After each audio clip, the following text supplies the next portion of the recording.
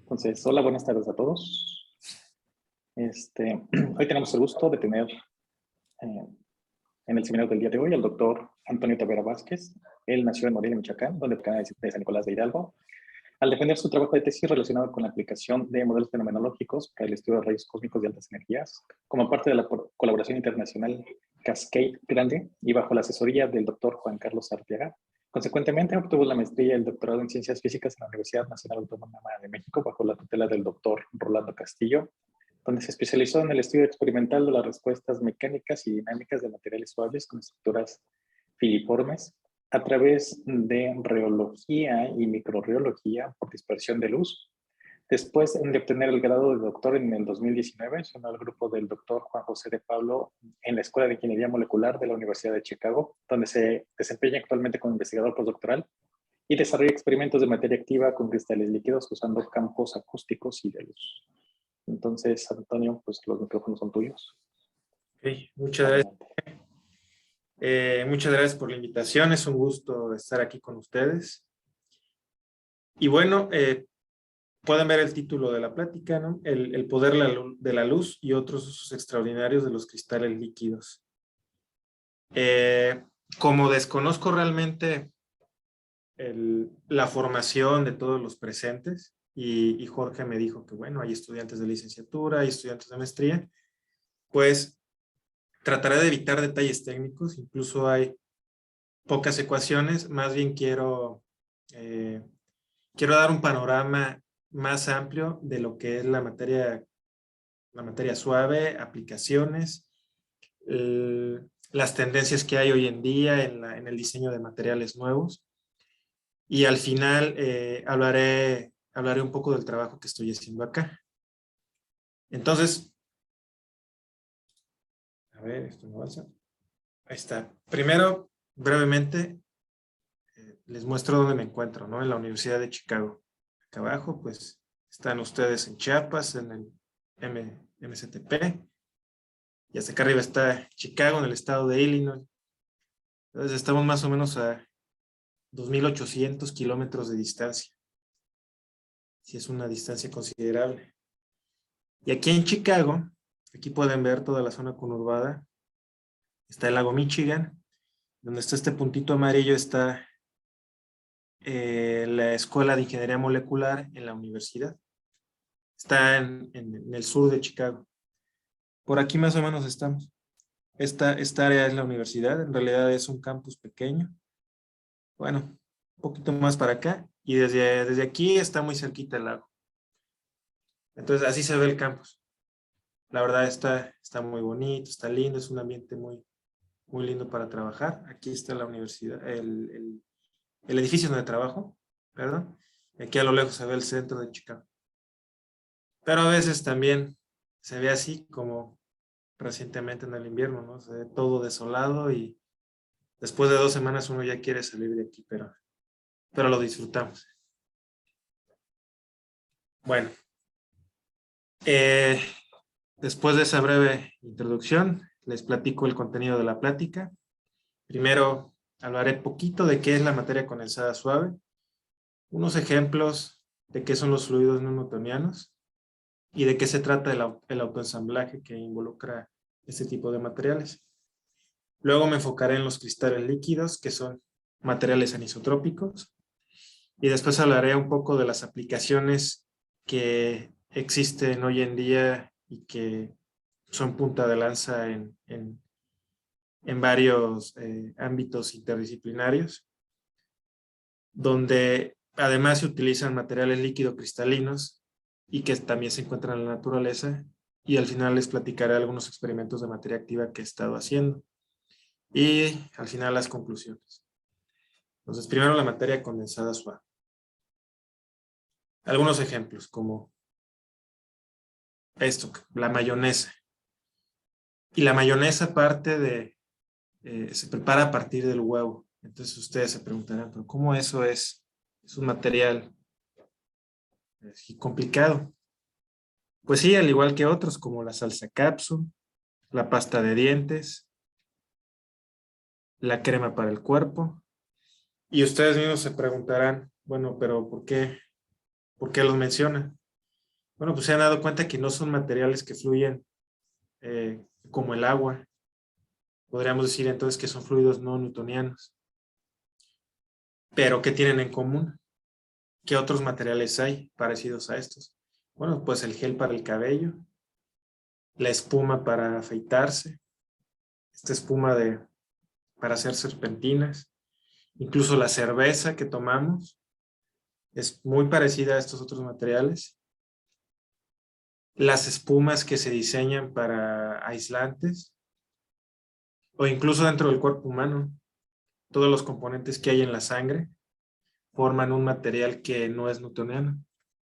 Pero ¿qué es lo que hace que estos materiales sean así? Bueno, pues son los coloides que se encuentran dentro de estos materiales para formar suspensiones coloidales. ¿Pero qué es una suspensión coloidal? Bueno, los dejaré un poquito en suspenso para antes presentarles este pequeño video que lo saqué de la página de YouTube del MIT y lo edité para que se den cuenta que hay otros materiales como la fécula de maíz o la maicena que también bajo ciertas circunstancias fluyen.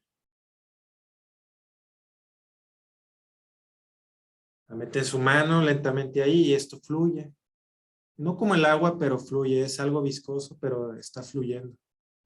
Sin embargo, si ustedes empiezan a manipularla, pueden formar hasta una bolita como si esto fuera sólido, pero si dejan de manipularlo, fluye de nuevo.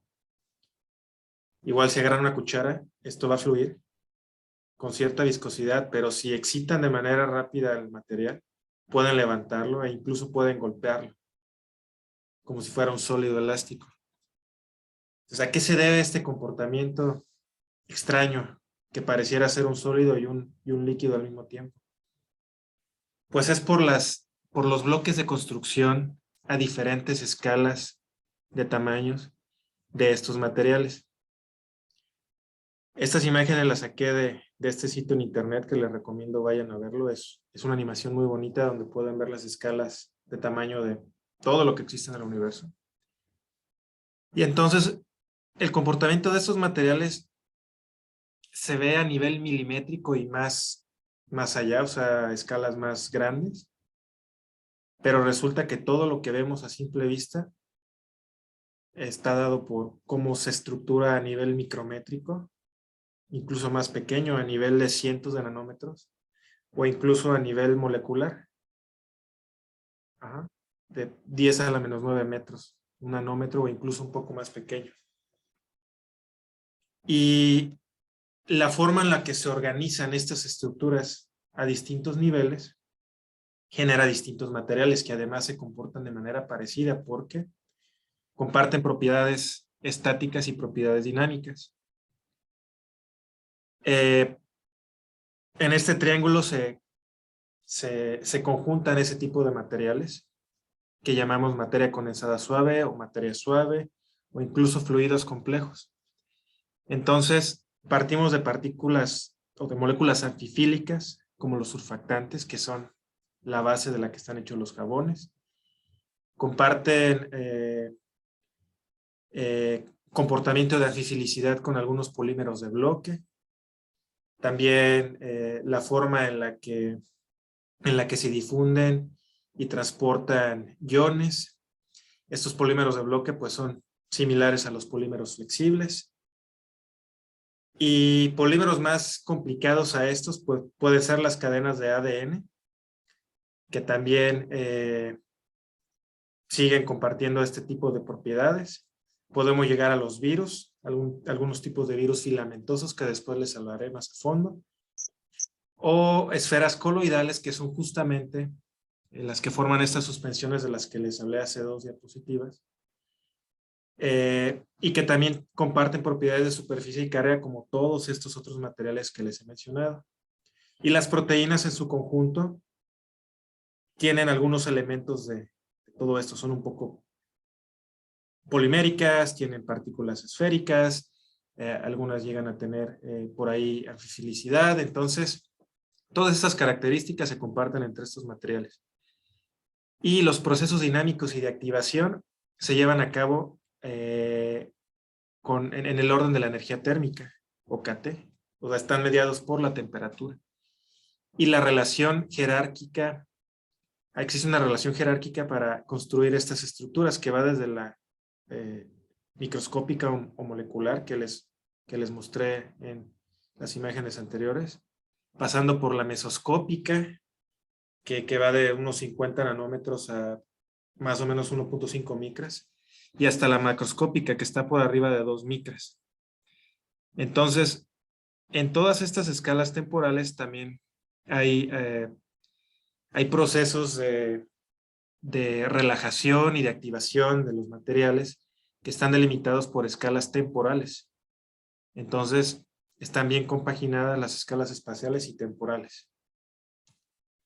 Ahora, estos materiales, dadas todas las interacciones que les he mencionado y estas características dinámicas, pues se autoensamblan. ¿Eso qué significa? Que estos bloquecitos por sí mismos y para mediar interacciones energéticas y entrópicas, pues van juntándose por sí solos, formando estructuras más grandes en esa jerarquía que les mencioné.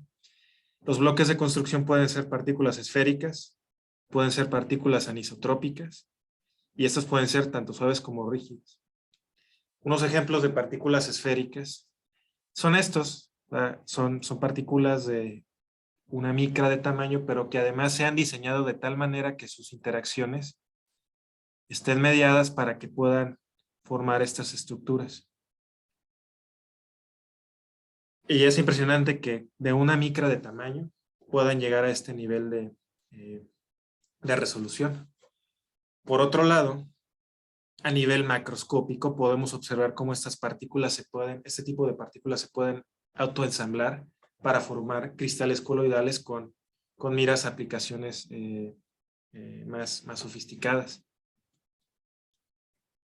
Otro tipo de materiales que son los anisotrópicos, pues son los polímeros, que son estructuras de materiales de químicos orgánicos muy elongados y que pueden ser muy rígidos o suaves dependiendo de qué tan largos sean y dependiendo también de su longitud de persistencia. Entonces, día con día nosotros podemos ver cómo estamos usando polímeros en muchísimos momentos, ¿no? Y otros elementos son los surfactantes, que también los usamos todos los días e incluso los tenemos en el cuerpo humano. Los usamos todos los días en los jabones. ¿Pero qué es eso? Bueno, un surfactante es básicamente una molécula que tiene una cabeza polar hidrofílica, es afín al agua, y una cola no polar hidrofóbica, que es afín a algo aceitoso. Entonces, es por eso que nos podemos lavar las manos con un jabón. Toda la mugre se pega a la parte hidrofóbica y la parte hidrofílica interactúa con el agua, y entonces al enjuagarnos con agua pues se lleva toda la mugre. Pero como mencionaba, en el cuerpo humano también tenemos surfactantes. Por ejemplo, en los alvéolos existen este tipo de moléculas para evitar que se compacten. Entonces, ayuda a la expansión de los alvéolos en la respiración. Y también tenemos este tipo de moléculas en las bicapas que forman las membranas celulares. Y bueno, dependiendo de la concentración y temperatura de los surfactantes, se pueden formar distintas fases. Anfifilos libres, se pueden formar micelas, se pueden formar micelas elongadas, que luego se compactan en estructuras hexagonales, bicapas, etc. Pero si nos vamos todavía a un nivel más allá, donde aumentamos la concentración de estas estructuras cilíndricas, pues podemos pasar de un régimen diluido a un régimen concentrado, pasando por un semidiluido, donde las interacciones de estos materiales que se traslapan dan lugar a la respuesta mecánica, por ejemplo, parecida a la que vimos en la fécula de maíz. O podemos ir más allá y se compactifican para formar estructuras en una fase nemática, que es una fase líquido-cristalina de la que hablaré más adelante. Entonces, como ven, es un juego entre moléculas y partículas a distinto orden jerárquico, mediando las energías y la entropía para formar otras estructuras. Pero bueno, más allá de la formación de estos materiales, hoy en día existe la preocupación de que la formación de estos materiales ayuden al medio ambiente o reduzcan la contaminación. También se busca eficientar sobre todo las fuentes de energía que tenemos, las fuentes para almacenar también la energía, como las baterías, que sean menos contaminantes y que sean más eficientes. Y por otro lado, también se busca que haya que haya mejores métodos para combatir enfermedades, como lo hemos estado viendo en los últimos 2 años, mejores vacunas, mejores mecanismos para evitar ser contagiados, mejores mecanismos para detectar enfermedades. Y entonces para eso existe la ingeniería de los bloques de construcción. Esta ingeniería se fija en la eficiencia en el transporte, ya sea de iones, ya sea de materia, ya sea de calor. Se fija en la respuesta mecánica de los materiales, en la respuesta óptica, en la absorción de calor, en el intercambio de calor en general, en las interacciones iónicas controladas, etc. Y bueno, quisiera darle a ustedes 4 ejemplos que yo considero que son los que ahora en estos últimos años van liderando las investigaciones para aplicaciones más a futuro que cubran estos puntos de no contaminación y mejor eficiencia. Y uno es el control y la respuesta y adaptación de materiales con luz. Por ejemplo, hablaba de los surfactantes que forman este tipo de micelas elongadas. Pues bueno, hay algunas materiales que se pueden diseñar con moléculas fotosensibles, como esta que se ve aquí, que es una molécula derivado del azobenceno, que tiene distinto arreglo geométrico de trans a cis, dependiendo de la longitud de onda de la luz con la que se irradie. Entonces, si estos materiales se diseñan con moléculas fotosensibles, entonces al iluminarlos podemos pasar por distintas facetas que más adelante podrían tener aplicaciones en la medicina, por ejemplo, en la distribución de fármacos. También, como les mencionaba, la eficiencia de las fuentes de energía. Se han estado utilizando últimamente polímeros de bloque para construir nuevas baterías, donde se controle de manera precisa el transporte de iones dentro de estas baterías. Entonces, polímeros tal que una parte del polímero tenga una afinidad y el otro polímero otra, ayuda a que el transporte de iones sea más eficiente y entonces reduce el uso de elementos dañinos como el níquel. Otro es la detección de enfermedades. Abundaré un poco más en esto más adelante, pero por ejemplo, existen sistemas de materiales líquido cristalinos que se están ideando para la detección de enfermedades como el SARS-CoV-2. También se usa afinidad con el ADN y entonces este tipo de dispositivos últimamente han estado como objetivo para su desarrollo. Y el otro es el diseño de fármacos, pero no solamente desde el punto de vista experimental, sino también en el punto de vista de simulaciones computacionales. Entonces, se puede diseñar de manera muy precisa cómo cierto fármaco es afín a pegarse a cierta proteína que contiene, que es parte de la estructura de una enfermedad, por ejemplo, en este caso el SARS-CoV-2, y con eso puede verificarse si ese fármaco podría funcionar o no para terapias alternativas. Entonces, en este último diseño de fármacos lo mencioné, pero en lo que más hago énfasis es en los experimentos, pero lo que sucede también es que se necesita de las herramientas de simulaciones computacionales como la dinámica molecular o simulaciones en el continuo, o sea, usando teorías de campo medio para poder predecir y entender más lo que sucede a la hora de hacer los experimentos. Y no solamente eso, sino también en el diseño a partir de las simulaciones.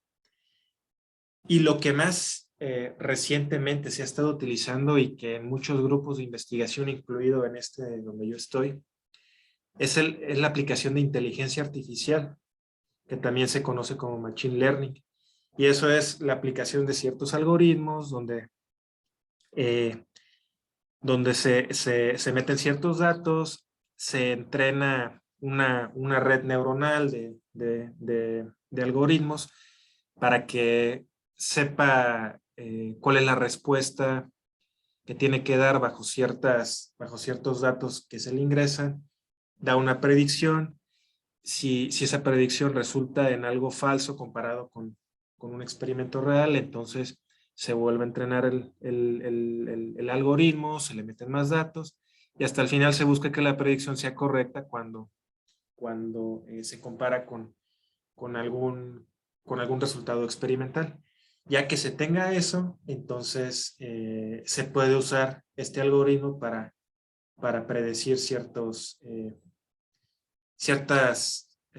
afecciones, enfermedades o cierto reconocimiento de imágenes, muchísimas cosas en la vida real. Entonces, esto es lo que hoy en día se estudia más en el ámbito de la materia suave y muy de la mano con químicos y incluso con médicos. Pero bueno, no sé si tienen una pregunta hasta aquí, porque sería bueno que sección por sección vaya quedado claro, ¿no? Ok. Sí, si tienen preguntas, pueden abrir los micrófonos o preguntar en el chat. Ok, a ver. Bueno, si alguien tiene una pregunta, o tú me la podrías hacer, Jorge. Sí, acá, estoy aquí al pendiente. Ok, gracias. Bueno, entonces ahora pasaré a los cristales líquidos, que son materiales anisotrópicos, de estos de los que ya les hablé. A ver, nada más que como que se trabó mi pantalla. Ahí está. Bueno, ¿qué son? Supongo que todos ustedes ya han oído hablar de los cristales líquidos, ¿no?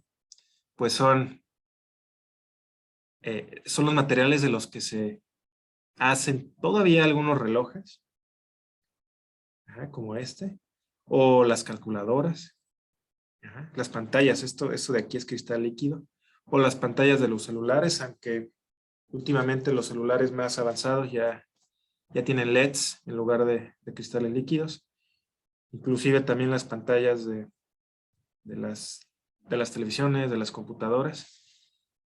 Todavía hay algunas de cristal líquido, pero están migrando a ser de LEDs.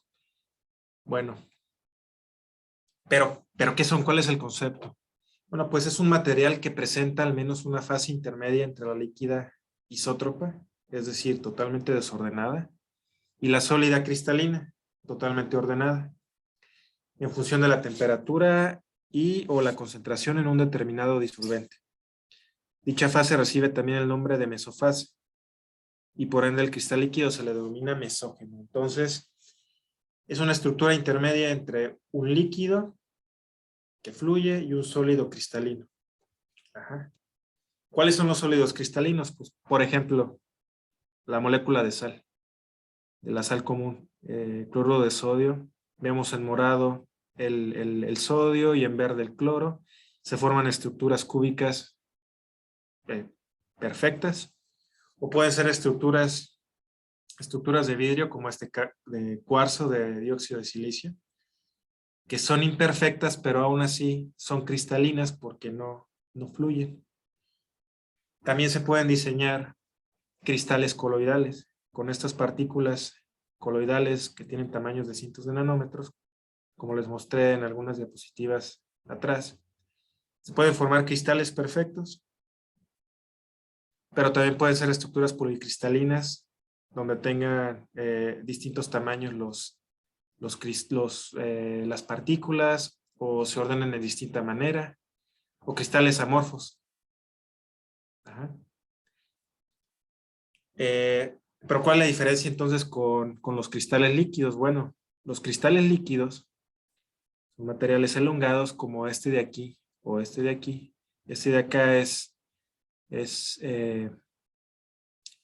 la fase enemática de una de las proteínas que se encargan de generar el movimiento en las células de los músculos del cuerpo humano. O estos de acá son nanotubos de carbono, que también son cilindros o moléculas elongadas, ¿no? Varios átomos de carbono unidos. Perdón, Antonio, no vemos tu mouse. ¿No ven mi mouse? No. ¿Qué será? ¿Por qué será? A ver, déjame ver. ¿Aquí lo ven? Sí. Ok. Bueno, les decía, hasta acá a la izquierda son las proteínas. Estos son nanotubos de carbono. Aquí es un ejemplo de un nanotubo de carbono. Esto de aquí es una caricatura de una micela tubular hecha con polímeros de bloque, o también un material anisotrópico pueden ser discos. O sea, son alargados, no son circulares o esféricos como una partícula coloidal esférica perfecta. Y ya les mencioné que puede haber distinto ordenamiento de estos materiales dependiendo de su concentración, pero en principio se parte de que ellos están distribuidos de manera azarosa, como aquí, en esta caricatura de la derecha. Bueno, ¿de qué depende ese ordenamiento? Pues resulta que Friedrich Reinitzer, por ahí de 1880, observó que la combinación de benzoato de colesterol y acetato de colesterol extraído de la zanahoria a distintas temperaturas se ordenaba de distinta manera. Entonces, a partir de esas observaciones, y más adelante muchas más, se pudieron construir diagramas de fase como estos, donde dependiendo de la temperatura podemos tener un material líquido cristalino en fase isotrópica, es decir, totalmente desordenado, fase enemática, donde hay un orden orientacional de las moléculas, todas están orientadas más o menos en la misma dirección, o algunas otras fases como la esméctica, hay distintas esmécticas, donde el orden no es solo orientacional, sino también posicional. Ajá. Entonces, esto depende de la temperatura. A temperatura mayor, mayor desorden. Pero también la concentración, como ya les mencionaba, es determinante para formar este tipo de materiales. Algunos líquidos, cristales líquidos, dependen de la concentración y de la temperatura, pero otros solamente de la temperatura. Y ya después, Lars Sonsager desarrolló la teoría para describir coloides anisotrópicos tipo bastón. Todos estos, entonces, a partir de las primeras observaciones, o sea, lo primero fue el experimento y después se desarrolla la teoría para determinar el comportamiento de estos materiales. Y estas teorías usan algo que se lo conoce como el parámetro de orden escalar, que es un número que ayuda a determinar de manera, en un promedio, la orientación de estas partículas. Ese parámetro de orden es el número S que les pongo aquí abajo, y mientras más cercano sea 0 significa que hay más desorden, mientras más cercano sea 1 significa que hay más orden. Entonces, ¿cuántas fases pueden existir? Ahorita les mencioné algunas. Por ejemplo, en los surfactantes, que son cristales líquidos leotrópicos, las fases dependen de la concentración y la temperatura. Entonces, leotrópicos es cuando hay dependencia de la concentración. O termotrópicos, donde solamente depende de la temperatura. Aparte de las que ya les mencioné, también existe, por ejemplo, la fase colestérica, que teniendo un cristal líquido nemático, al agregarle una molécula que dopa el material, este cristal líquido lo que hace es torcerse. Y entonces una vista de los mesógenos aquí es esta, una vista lateral donde se ve que se forma una hélice. Y una vista como oblicua es esta, y una vista superior es esta, donde el cristal líquido se tuerce totalmente. Pero si se llega a controlar el tamaño de esta hélice, entonces podemos llegar a fases más complicadas, como las fases azules. Son fases colestéricas, donde el grado de torsión es muy alto, y entonces estas hélices que vemos acá se empiezan a ordenar entre ellas hasta formar cilindros, de tal manera que se ordenan para poder minimizar su energía, para poder acomodarse bien y formar ciertos efectos topológicos de los que les hablaré más adelante. Pero al final forman estructuras cúbicas, y esto tiene aplicaciones como la construcción de nuevos dispositivos, de nuevas pantallas de televisión, ¿no? Bueno, estas son algunas de las fases que existen en los cristales líquidos. Ahora, ¿cuáles son las interacciones en las que están involucrados los cristales líquidos? Bueno, existen las interacciones elásticas. Esto es básicamente tres tipos de interacciones. Una es esta torsión que ya les mostré en el cristal líquido colestérico. Otra es esta que le llaman splay, que es como una bisagra, como cuando se abren los dedos. Y este bend, que es el doblamiento. Entonces, estas interacciones elásticas se tienen que considerar siempre que se quiere abordar de manera teórica y con simulaciones el estudio de los cristales líquidos. Existen también las interacciones con la superficie. Pues bueno, el cristal líquido puede tener un anclaje homeotrópico que es perpendicular a cualquier superficie, o planar, que es tangencial a esa superficie. Y también existen energías e interacciones asociadas en las transiciones de fase. Esto que se ve aquí es justamente la interfaz entre una fase nemática del cristal líquido y una fase isotrópica acá abajo del cristal líquido, mediada por la diferencia de temperatura entre ellas. Y se alcanza a ver esta textura que se llama textura de Schlieren. Bueno, esta interfaz también puede ser aprovechada para mediar interacciones en el cristal líquido. Aquí una caricatura de cómo se vería esta interfaz es a nivel de los mesógenos, pues es de esta manera. Aquí se ve una fase isotrópica nemática. Las moléculas están desordenadas en la fase isotrópica, pero las moléculas están mucho más ordenadas en la fase nemática. ¿Alguna duda? ¿No? Bueno, ahora, ¿cómo controlamos el cristal líquido en el experimento para poder hacer nuestras observaciones? Pues básicamente lo que hacemos es confinar al cristal líquido entre dos vidrios, estos portaobjetos de microscopio que seguramente han visto. Los limpiamos muy bien, los tratamos con ciertos químicos para poder tener un anclaje homeotrópico o perpendicular del cristal líquido, o planar o tangencial del cristal líquido.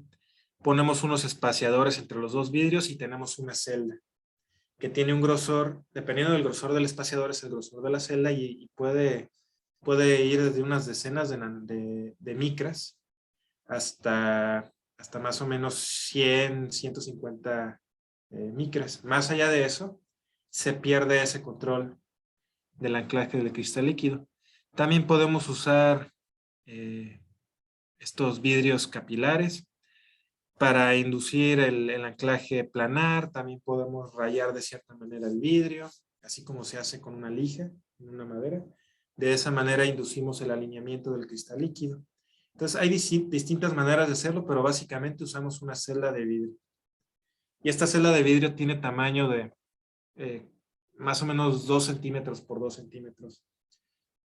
Y ya el cristal líquido dentro de la celda, pues puede tener distinto ordenamiento dependiendo de cómo se trató la superficie del vidrio. Puede ser totalmente ordenada en una dirección. Podemos inducir un torcimiento aquí, aplicando quizás ciertos campos externos, porque los cristales líquidos, dependiendo de su naturaleza, también pueden tener afinidad bajo ciertos campos eléctricos o magnéticos. También podemos torcer los vidrios y generar este twist de manera artificial, o podemos doparlo, como ya habíamos dicho, o podemos generar algún cambio en el ordenamiento aquí en el centro, por ejemplo, con campos acústicos. De eso no hablaré, pero también es posible hacerlo de manera externa. Y bueno, lo que queremos es también controlar las transiciones de fase, entonces usamos pues nada más una superficie que calienta o enfría la celda. Ahora, lo que observamos en nuestros experimentos es la respuesta óptica de un cristal líquido. Y supongo que todos ustedes ya han estudiado la naturaleza de la luz.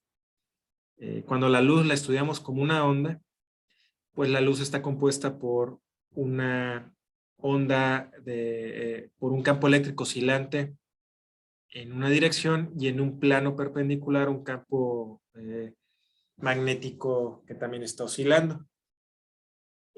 Si la luz está polarizada, solamente cuenta con un campo eléctrico bien definido y un campo magnético, pero si no está polarizada, entonces existen distintos campos eléctricos oscilando en distintas direcciones. Pero bueno, supongamos que tenemos una luz polarizada. Entonces ustedes recordarán qué sucede con una onda que ya viene polarizada al atravesar un polarizador. Pues, por ejemplo, aquí en la parte de hasta arriba tenemos una luz polarizada en esta dirección y tenemos un polarizador en esta dirección vertical. La onda que pasa del otro lado, pues pasa sin afectarse prácticamente, porque el polarizador está precisamente en la dirección de la luz ya polarizada. Pero si lo rotamos 90 grados, pues no pasa la onda. Por eso es que funcionan estos anteojos polarizadores que usamos para el sol. ¿Qué pasa si rotamos a 45 grados el polarizador? Pues solamente pasa una componente de esa luz y disminuye la intensidad de la luz. Entonces, podemos jugar con la interacción de la luz usando polarizadores. Ahora, ¿qué pasa con un cristal líquido? Pues un cristal líquido funciona básicamente como un polarizador. Entonces, tenemos a la partícula anisotrópica, que tiene asociado dos índices de refracción. Uno que se llama índice de refracción ordinario, que es este, y otro que es el índice de refracción extraordinario, que está en dirección de su eje principal. La diferencia entre estos, entre los valores de los índices de refracción, da origen a algo que se llama birrefringencia. Entonces, ¿qué pasa si ponemos luz polarizada? Acá abajo hay una fuente de luz que no está polarizada, pero se polariza con este primer polarizador. Si ponemos luz polarizada con distintas orientaciones del cristal líquido y después ponemos otro polarizador, pues vamos a tener una imagen o no la vamos a tener, es decir, ¿va a pasar la luz o no va a pasar? Entonces, si aquí la luz se polariza, digamos en la dirección que está el polarizador aquí abajo, y tenemos un cristal líquido perpendicular a la superficie del polarizador, no va a afectar la luz para nada, pero como el polarizador de arriba está ordenado a 90 grados respecto al de abajo, pues no alcanza a pasar nada de luz. Si tenemos la misma configuración, pero cambiamos al cristal líquido, pues el cristal líquido aquí ya va a tener la luz que está polarizada, porque el cristal líquido aquí está orientado de manera perpendicular al polarizador de abajo. Entonces el cristal líquido está bloqueando la luz que pasa. Si ponemos el polarizador en la misma dirección que el cristal líquido, la luz alcanza a pasar, pero si el polarizador arriba está a 90 grados, pues otra vez no pasa luz. Ahora, si rotamos un poco los dos polarizadores y tenemos el cristal líquido en otra dirección, alcanza a pasar un poco de luz. Entonces, ¿qué es lo que sucede? Bueno, es un juego con el índice de refracción del cristal líquido. Y este índice de refracción en los cristales líquidos termotrópicos, por ejemplo, pues depende de su temperatura. Entonces, cuando el cristal líquido está en su fase enemática, tenemos dos índices de refracción asociados. Uno que ya les dije asociado al eje principal y el otro al eje perpendicular. Pero si el cristal líquido pasa de la fase enemática a la isotrópica, solamente tenemos un índice de refracción asociado. Entonces ya no se distingue esta estructura líquido-cristalina. Ahora, ¿cómo se ve? ¿Cómo se ve aquí el paso de fase enemática a fase isotrópica? Bueno, este video representa esta primera imagen con el cristal líquido perpendicular a la cámara, a esta grabación. Entonces, calentamos el cristal líquido. Es la interfaz entre la fase enemática y la fase isotrópica. Entonces, lo que alcanzamos a ver es solamente esto. Y eso es birrefringencia. Ajá. Podemos extraerle un numerito como lo mencioné acá abajo, pero eso es la birrefringencia. Entonces, ¿cómo se observa un cristal líquido termotrópico en el laboratorio? ¿Cuáles son las imágenes que obtenemos en el laboratorio? Bueno, pues un cristal líquido que normalmente usamos es este que se llama 5CB. Tiene asociado este diagrama de fases que ya les mostré con el índice de refracción y la temperatura, y pasa de fase enemática a isotrópica más o menos a 35 grados. Entonces un cristal líquido nemático sin anclaje a 25 grados se ve así en el microscopio y con polarizadores cruzados. Un cristal líquido, su interfaz que ya les mostré en un video, se ve así entre la fase enemática y la isotrópica cuando está anclado homotrópicamente. Pero este cristal líquido, cuando tiene un anclaje planar, se ve así, pero es degenerado, entonces se generan estos puntitos. ¿Qué son todos esos puntos y partes oscuras? Pues esos son defectos topológicos. Otra manera de confinar al cristal líquido, pues es en la interfaz cristal líquido-agua. Se puede poner una rejilla muy pequeña de 3 milímetros de diámetro, que se usa normalmente para microscopía electrónica. Se confina el cristal líquido ahí. Abajo tenemos una superficie que induce anclaje homeotrópico y arriba tenemos agua, y entonces podemos ver distintos colores porque el cristal líquido se está torciendo por efecto del agua. Entonces esto que vemos aquí es la interfaz agua-cristal líquido. ¿Pero qué son esos defectos topológicos? Bueno, pues son estructuras, o es resultado de la estructura que tiene el cristal líquido, dependiendo de cómo está ordenado. Y en esos puntos lo que sucede es que la energía se minimiza. Existen defectos topológicos con distinta carga topológica dependiendo de cómo se ordena. No tengo tiempo de explicar bien cómo se determina cada carga topológica, pero la carga topológica en un cristal líquido se suma, es decir, que para dar siempre 0, es decir, que un defecto con carga topológica 1 va a querer aniquilarse con uno de menos 1 para que se elimine. De la misma manera, uno de más 1/2 se elimina con uno de menos 1/2. Y así sucesivamente. Por otro lado, si tenemos coloides incrustados en el cristal líquido, pues también hay defectos que se generan. Y en el microscopio así es como se ven estas estructuras. Este, por ejemplo, se llama anillo de Saturno. Este se llama hedgehog, o es un puercoespín. Y estos son dos bullions, que realmente no sé cuál sea la traducción, pero son dos defectos que se forman a los lados, a los polos de aquí de la partícula. Entonces lo que se alcanza a ver en el microscopio es una respuesta birrefringente, esta luz que alcanza a pasar. Ajá. Bueno, no sé si hay alguna duda con esos conceptos de cristal líquido. Si no, continúo entonces.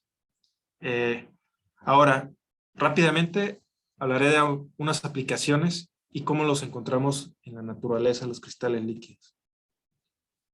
Bueno, pues existen aplicaciones de cristales líquidos en la industria de los biosensores. Hasta ahora hay muchos biosensores y sobre todo hay sensores que determinan si una persona está enferma de cáncer o no. Esto es básicamente la inmunodetección de biomarcadores de cáncer. Y hay métodos muy costosos y tardados como ensayos enzimáticos, electroquímicos, calorimétricos. Entonces, se busca tener una alternativa a ello. Y si se tiene un cristal líquido como biosensor, pues la respuesta es mucho más rápida, económicos y se tiene buena precisión. Y todo es, su tecnología es básicamente usando la respuesta óptica del cristal líquido. Por ejemplo, este biosensor está hecho con un cristal líquido que se llama HDN. Es un cristal líquido que tiene una fase nemática. Así como les expliqué, se tienen dos vidrios. El vidrio este se prepara de cierta manera, tal que en la parte de abajo se ancla un anticuerpo. En este caso es el CA125, muy común en ciertos tipos de cáncer. Se ancla en la superficie del sustrato. Y después se inyectan antígenos, es decir, esas moléculas que sirven para detener la afección, que se van a anclar básicamente a esos anticuerpos. Entonces, perdón, todo lo contrario, el antígeno es la enfermedad y el anticuerpo es lo que va a curar. Disculpen, primero se ancla el anticuerpo, que es lo que va a curar, se inyectan los antígenos, después se pone por arriba otro vidrio, se forma una celda como la que comúnmente tenemos de cristal líquido y se inyecta el cristal líquido. ¿Qué es lo que sucede con el cristal líquido? Pues resulta que la alineación y orientación del cristal líquido se va a ver afectada por la combinación de antígeno-anticuerpo. Y entonces en el microscopio con polarizadores lo que se va a ver es esta respuesta. Una respuesta birrefringente. Mientras más antígeno se tenga y también mayor concentración de anticuerpos, se va a ver mucho más birrefringente la respuesta. Y esta es una forma de probar que funciona el hecho de que se tenga un cristal líquido. Si se reduce la cantidad de anticuerpo o de antígeno, de igual manera reduce la birrefringencia. Y si se quita totalmente, pues entonces la respuesta óptica es totalmente nula por la orientación que tiene el cristal líquido entre los polarizadores cruzados. Entonces, en esta curva de abajo se puede ver la intensidad relativa de la luz en función de la concentración del biomarcador, que es el anticuerpo, a distintas concentraciones de antígeno. Mayor concentración la negra, menor concentración la roja. Otros ejemplos de biosensores que no me da tiempo de explicar, pero que existen es la aplicación de cristales líquidos en la interfaz agua-cristal líquido para detectar la molécula beta amiloide, que es una de las moléculas determinantes para Alzheimer. O existe otra aplicación que es un cristal líquido termotrópico nemático también, donde se usa para determinar el SARS-CoV-2 con la misma, prácticamente estos dos sistemas son muy parecidos, el fenómeno que ocurre es muy parecido a este que les platiqué para detectar ciertas enfermedades. En particular este del SARS-CoV-2 también usa Machine Learning para determinar si una persona pudiera estar enferma o no. ¿Y qué otros materiales hay en la naturaleza líquidos cristalinos? Pues existe el ADN. No voy a ahondar mucho en qué es el ADN, ¿no? Pero todos sabemos que es la base genética de todo ser vivo. Está compuesto de sus nucleótidos, tiene sus bases nitrogenadas, tiene una estructura polimérica muy amplia. Y además la forma en la que se organiza es impresionante. Que toda la información genética esté guardada y compartificada en un lugar tan pequeño como un cromosoma dentro del núcleo de las células. Pero bueno, ¿qué aplicaciones tiene el uso del ADN? Pues puede ser ADN recombinante, puede haber secuenciación, reacciones en cadena de polimerasa, que es precisamente estos famosos estudios PCR para la detección del SARS-CoV-2, chips de ADN, ingeniería genética, medicina forense, bioinformática, etc. Hasta se puede hacer origami de ADN. O sea, se pueden formar estructuras como uno quiera. Uno puede diseñarlas. ¿Pero en qué momento se ve como cristal líquido el ADN? Bueno, si se diseñan estructuras de ADN de tal manera que la cola de esta doble hélice del ADN no estén solas, no estén sueltas, sino más bien estén bien determinadas una con la otra, entonces se forma una estructura líquida cristalina dependiendo del tamaño de la doble hélice del ADN y también de la concentración. Entonces aquí podemos ver cómo se ve el cristal líquido a distintas concentraciones, aquí en el eje X y aquí en el eje Y es a distinto tamaño de la doble hélice. Y aquí lo que se muestra es una fase enemática, una fase columnar. Una fase columnar es como esta, se forman columnas, como esta de aquí abajo. Y una fase columnar todavía más rígida, entonces se compactifica mucho más las cadenas de ADN. Ajá. Una sobre otra. Entonces, finalmente ¿esto para qué sirve? Bueno, pues el hecho de que podamos organizar al ADN con una estructura líquido cristalina y que exista una teoría para estudiar cristales líquidos, entonces eso hace más sencillo el estudio del ADN y con posibles aplicaciones, como ya mencioné, en biosensores, por ejemplo. ¿En dónde más está? Pues bueno, tenemos que existen distintos virus en la naturaleza. Y hay unos en particular que son células procariotes que se llaman virus bacterianos o bacteriófagos, porque son virus que atacan a las bacterias. En particular hay algunos que son elongados, como el bacteriófago FD o el M13.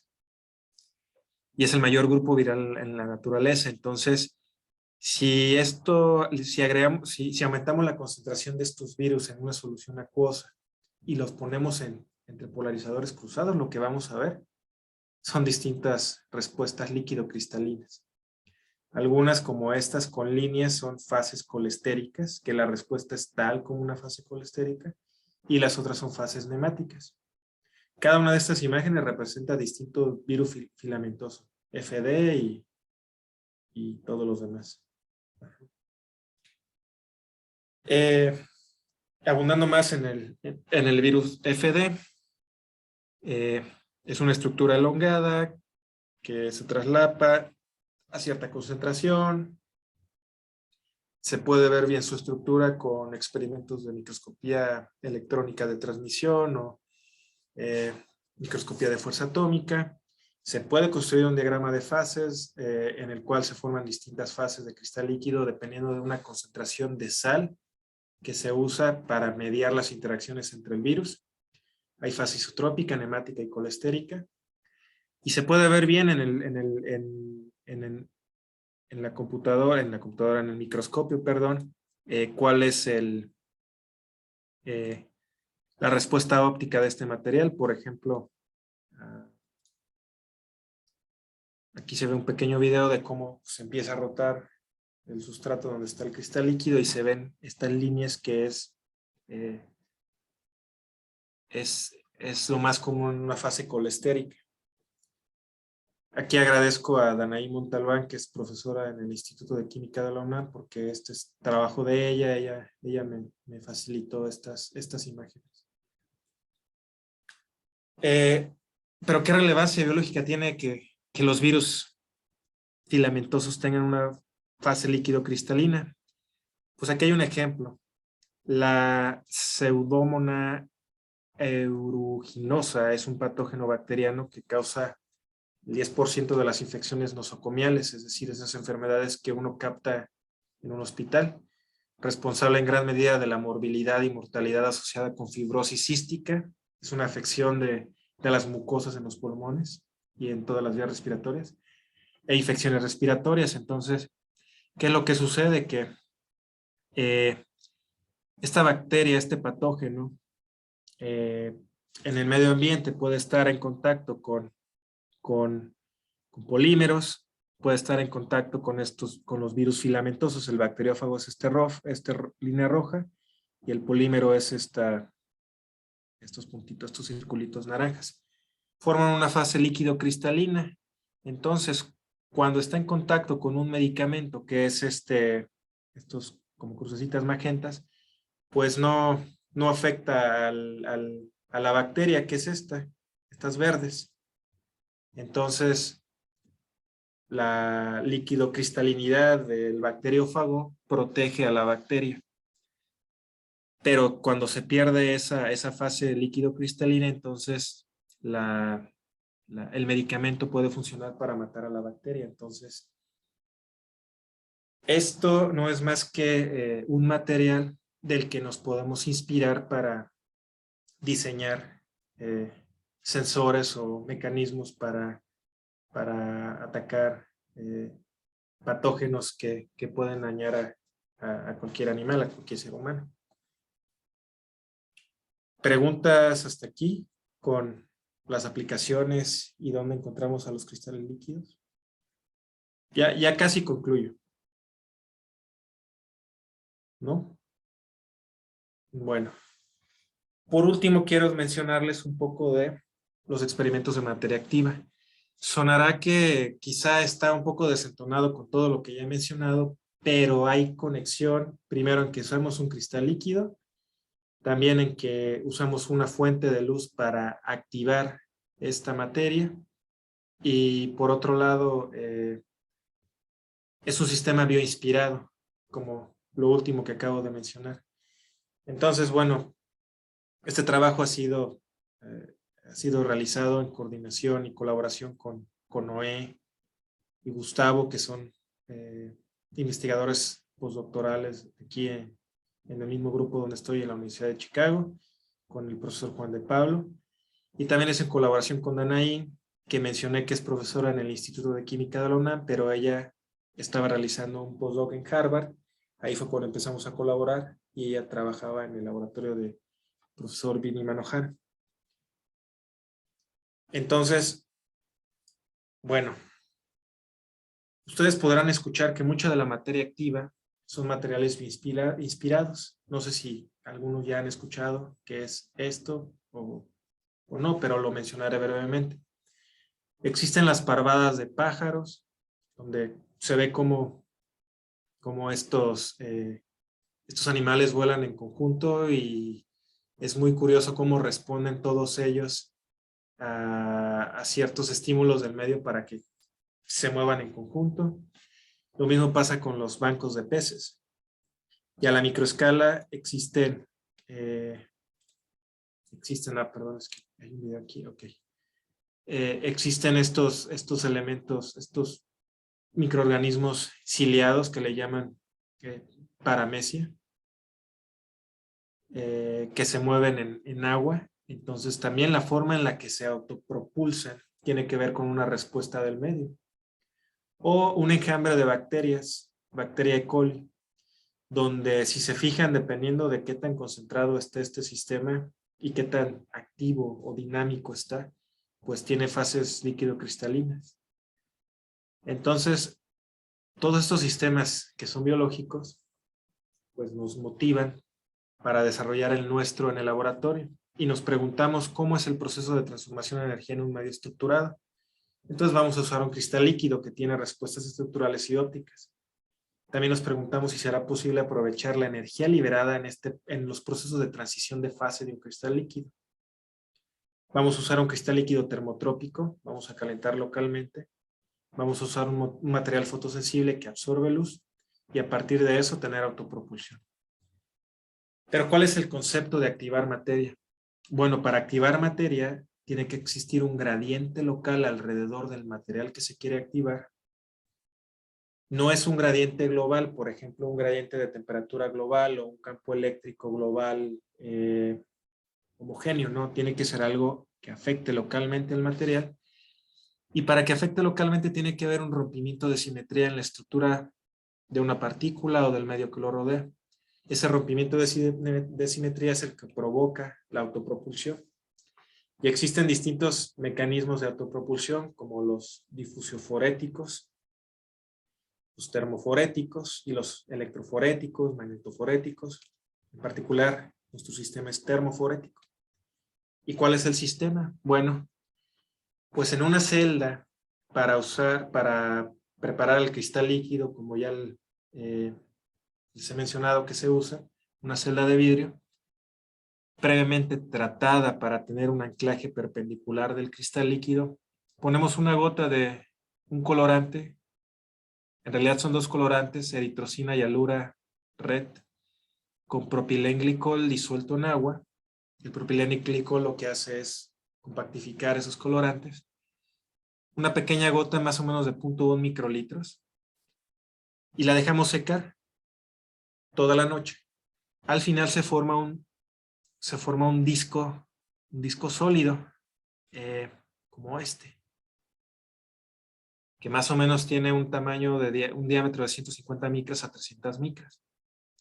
Después ponemos unos espaciadores, trabajamos con dos espaciadores, uno de 12 micras y uno de 100 micras, distinto grosor de celdas.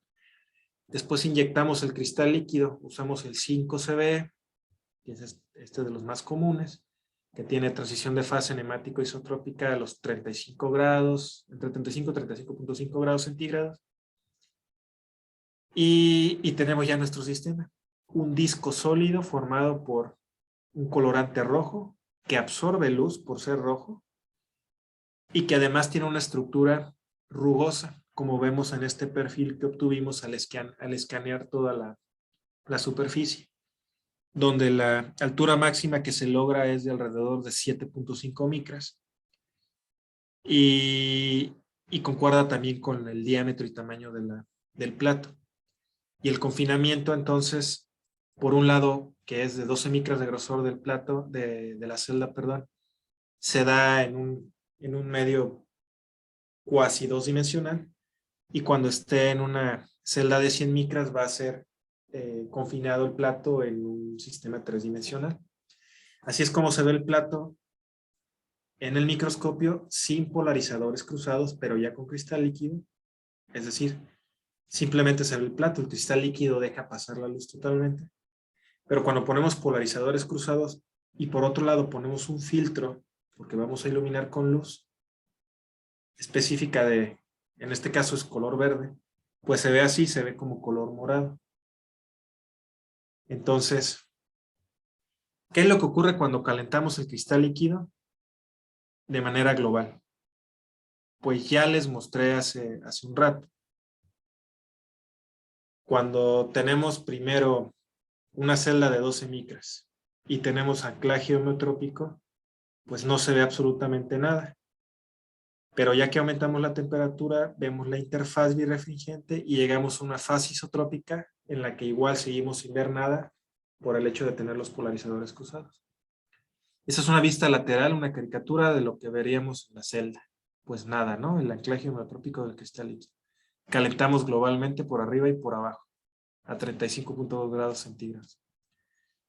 Si ponemos el plato, ya lo preparamos y todo, e iluminamos con luz verde, en este caso es una fuente de luz LED de 542 nanómetros, se ilumina todo el campo de visión determinado por el objetivo del microscopio. No solamente iluminamos el plato, sino que iluminamos todo el campo. Esa luz verde no calienta el cristal líquido, lo único que absorbe la luz es el plato. Bueno, pues el sistema tiene que llevarse cerca de la temperatura de transición. Aquí la temperatura de transición fue 35.36 grados. El sistema lo llevamos a 35.26, muy cerquita, pero aún así por abajo, es decir, que está en la fase nemática. Iluminamos con luz y lo que vemos es esto. Se ve cómo se formó un anillo alrededor del plato. Ese anillo oscuro que se empieza a formar es fase isotrópica. Lo más brillante es la interfaz entre la fase isotrópica y la nemática. Y nosotros podemos controlar el tamaño de ese anillo como queramos, dependiendo de la intensidad de la luz. Así es como se ve. Ajá. Pero algo muy importante es que el sistema global se tiene que llevar a una temperatura cercana a la transición para que la energía que la luz suministra al plato sea suficiente para calentar al cristal líquido. Entonces hay una gran diferencia entre ver cómo es la transición de manera global y cómo es la transición de manera local. De manera local controlamos mucho más la interfaz. Ahora, ¿cómo caracterizamos más esta transición de fase de manera local? Bueno, primero sabemos cuál es la potencia máxima que podemos irradiar, con la que podemos irradiar a nuestro sistema. Y también sabemos el área del sistema. De ahí podemos calcular una irradiancia que va a ser de 31 miliwatts por milímetro cuadrado. Entonces, hacemos una gráfica del área de la fase isotrópica que creamos en el sistema entre el área del plato en función de esa irradiancia. Es decir, jugamos con distintas intensidades de la luz y obtenemos distintas curvas para distintas temperaturas globales del sistema. 0.1 grado significa un cambio de temperatura de 0.1 grado solo por debajo de la transición, 0.25 pues 0.25 por abajo de la transición y así sucesivamente hasta tener experimentos a 1 grado por debajo de la transición. Y vemos que el comportamiento es similar en todos los casos. Además, vemos que por un lado, bueno, primero esto, por un lado, si lo que hacemos es mantener la temperatura constante del sistema a 0.25 grados por debajo de la transición, pero variamos la intensidad, podemos ver cómo podemos controlar el tamaño de la interfaz, ¿cierto? Pero por el otro lado, si mantenemos la intensidad constante, en este caso es 100% de la intensidad, pero variamos la temperatura global, vemos también que se controla el tamaño de la interfaz. Y esta respuesta que vemos en la columna de la derecha es muy similar a la respuesta que vemos aquí abajo. Entonces, es una combinación de respuestas entre temperatura global e intensidad de la luz.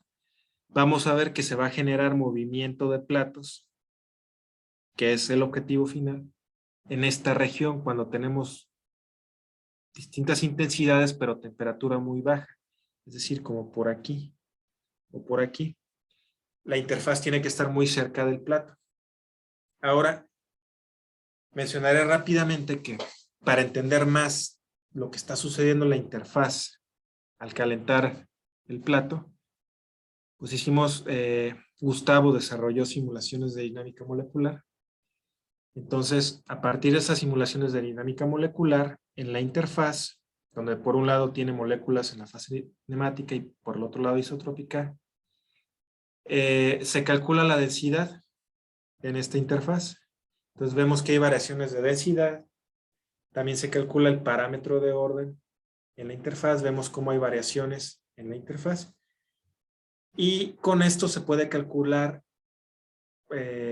con la densidad y con el parámetro de orden, se puede calcular el ancho de la interfaz, que es del orden de 70 angstroms, y el ángulo que va a tener el mesógeno en la interfaz, que es del orden de 59-60 grados.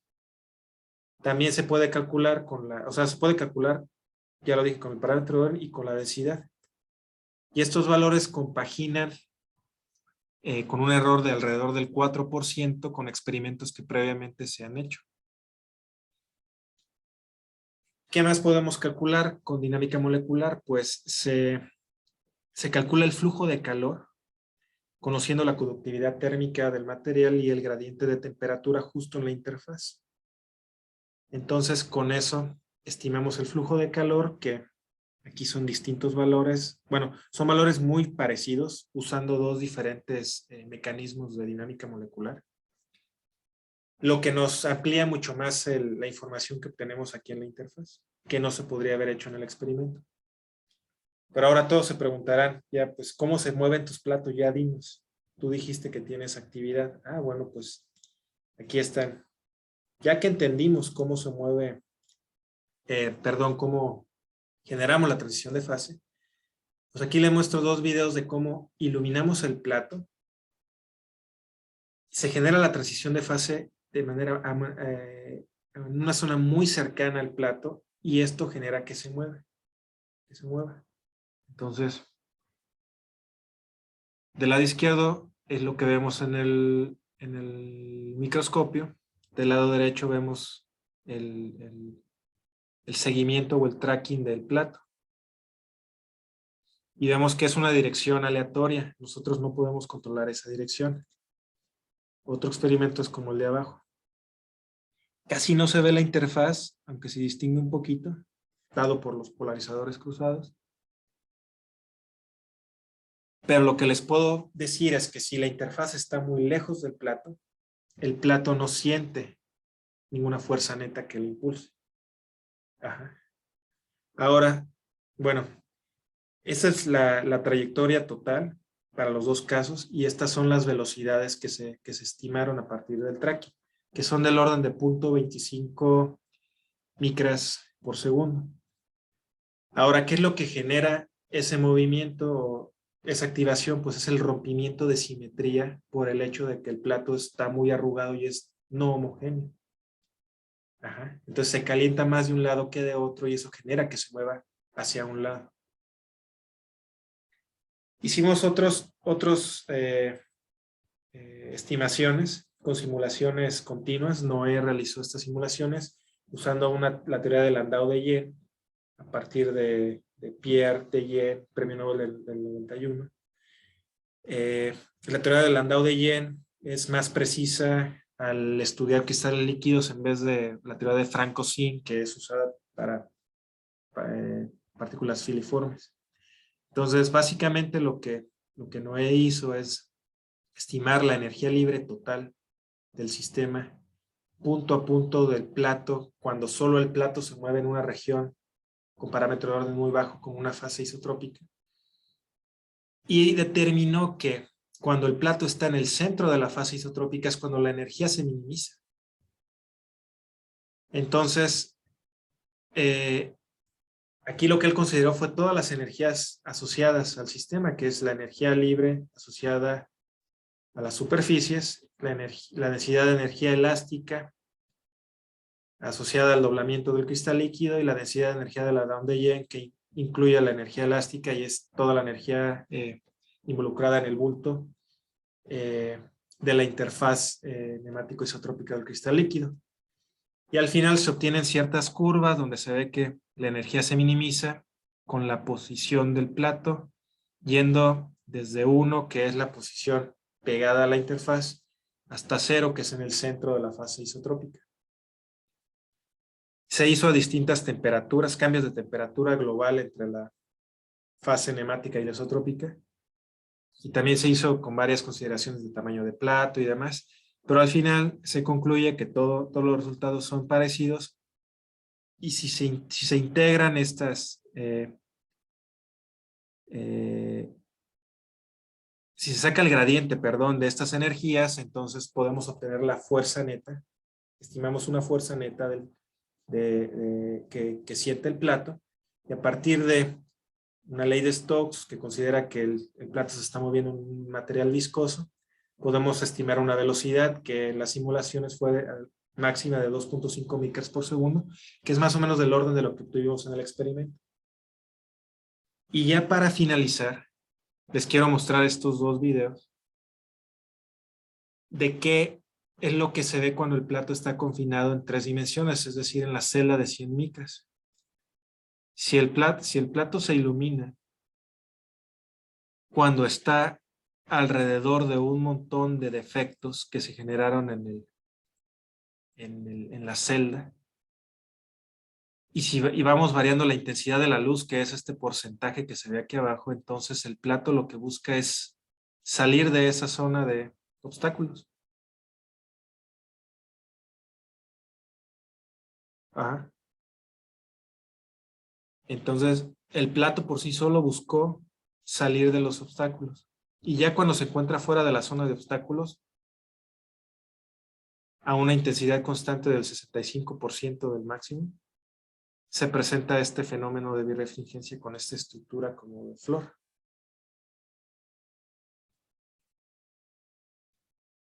Igual obtuvimos su trayectoria, la velocidad, cómo variaba dependiendo de la intensidad de la luz, cómo es cuando ya es constante, la velocidad también es constante y alrededor de 0.5 micras por segundo.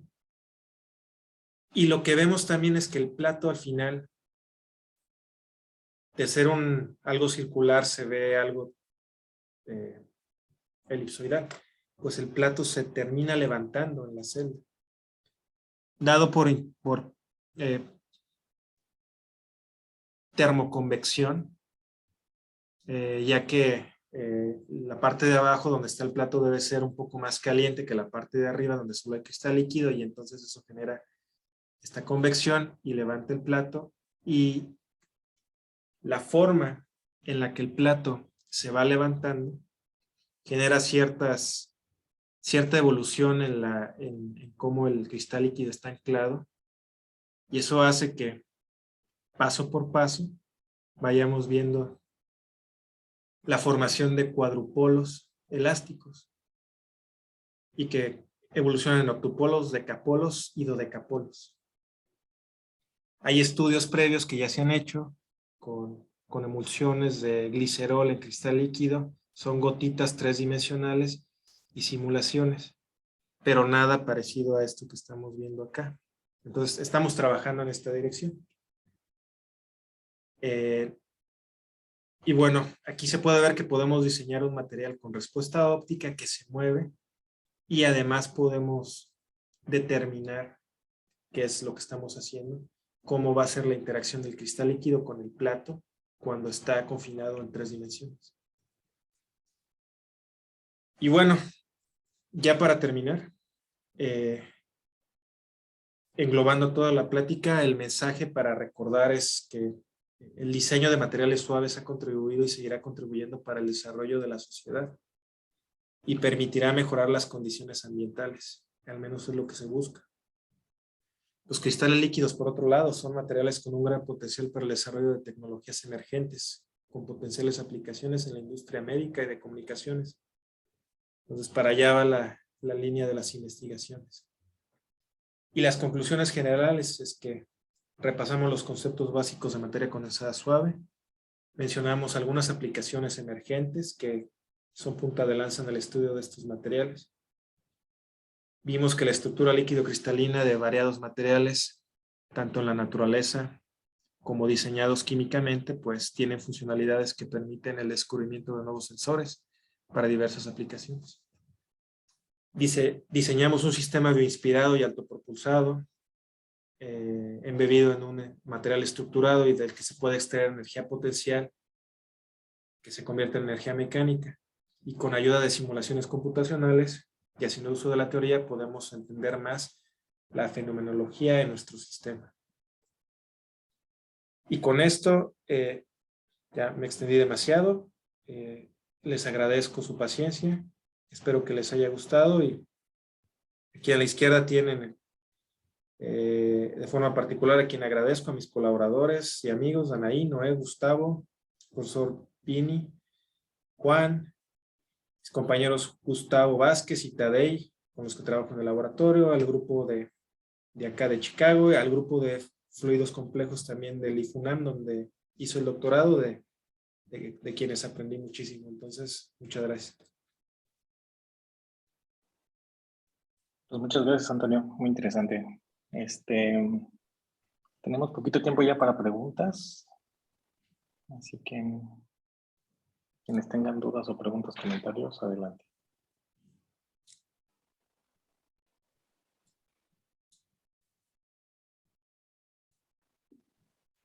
¿Alguna duda, una pregunta?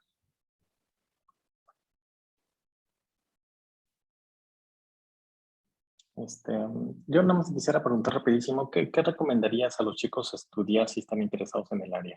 Es como en la carrera, ¿qué materia de especialidad? Pues yo creo que depende mucho del profesor, del enfoque que le dé a la materia que tome, pero la base para entender esto desde el punto de vista de la física, por ejemplo, pues es estudiando termodinámica y física estadística.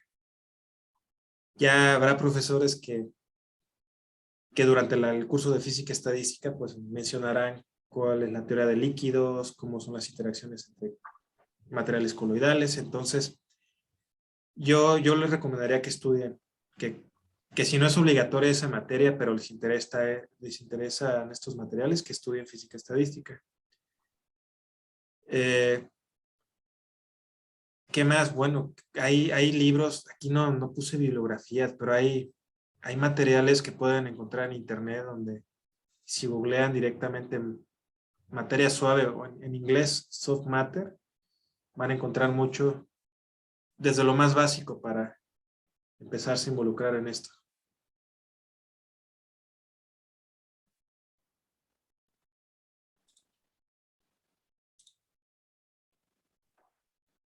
Brandon pregunta, ¿qué es lo más que le ha gustado sobre los cristales líquidos? ¿Alguna funcionalidad esencial para la aplicación?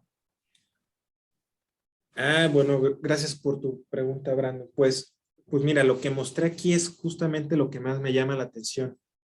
Podría yo decir, ¿no? Me gusta mucho cómo funcionan las pantallas de mi televisión.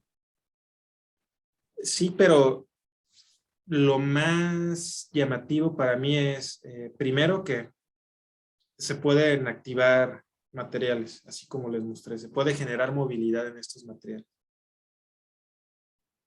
aprovechando la estructura del cristal líquido. Y por otro lado, me llama mucho la atención también el diseño de sensores. No hubo tiempo para mencionar aquí también experimentos que hemos hecho con acústica. Hay un medio acústico bueno, una fuente acústica que se induce una onda en el cristal líquido y esto puede mezclar al cristal líquido y la ordena en ciertas estructuras, pero combinando eso con lo que les mencioné para la construcción de biosensores, el cristal líquido se ve como un artefacto muy prometedor para el desarrollo de nuevas tecnologías con miras a descubrir si alguien tiene cierta enfermedad. Entonces, esas dos partes son las que más me llaman la atención y más me han gustado.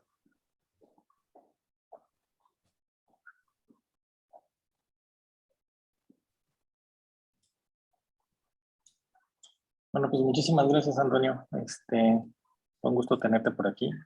No, pues muchas gracias a ustedes, a ti, Jorge. Es un gusto haber platicado con ustedes y espero que si tienen dudas, pueden contactarme. Bueno, vieron ahí mi correo. Sí, sí. Y podemos platicar ya sea de cristales líquidos, materia suave, de cómo elegir el posgrado, de cosas más particulares también de seguir estudiando más adelante. Perfecto, pues muchísimas gracias. Y te haremos también llegar tu diploma. Y pues bueno, creo que con esto ya damos por terminado el seminario. Ahí el Bitwin dice que muchísimas gracias, que estuvo muy interesante. Gracias, Luis. También Brando. Y también Mayra te manda saludos, por cierto. Ok, muchas gracias. Saludos a Mayra también. Sí. Y a toda la gente de por allá de Chiapas. Veo que Néstor está conectado. Saludos a Néstor. Saludos a Karen. También con ella tuve oportunidad, coincidí en Alemania, cuando ella estaba estudiando en Alemania. Ah, ¿a poco? Sí, Órale. este proyecto en el que estaba involucrado de rayos cósmicos era Ajá. con Alemania, entonces estuve una estancia allá cuando ella estaba terminando su doctorado. Ah, órale. Mira, qué cosas. Sí, también saludos por ahí al doctor Luis Felipe Rodríguez, que también tuve Sí, oportunidad por aquí anda. de coincidir con él. Desde que estaba en la prepa, algunos cursos por ahí que me dio para las Olimpiadas de Física, entonces hay bonito Órale, qué padre. de gente que está por allá. También allá en la universidad, Pavel, Claudio, todos Sí, ellos. él hace un poco de materia suave. Sí, sí, sí. Bueno, saludos a todos y muchas gracias. Muchas gracias, Jorge. Sí, sí. Bueno, con esto hemos terminado el seminario. Saludos a todos.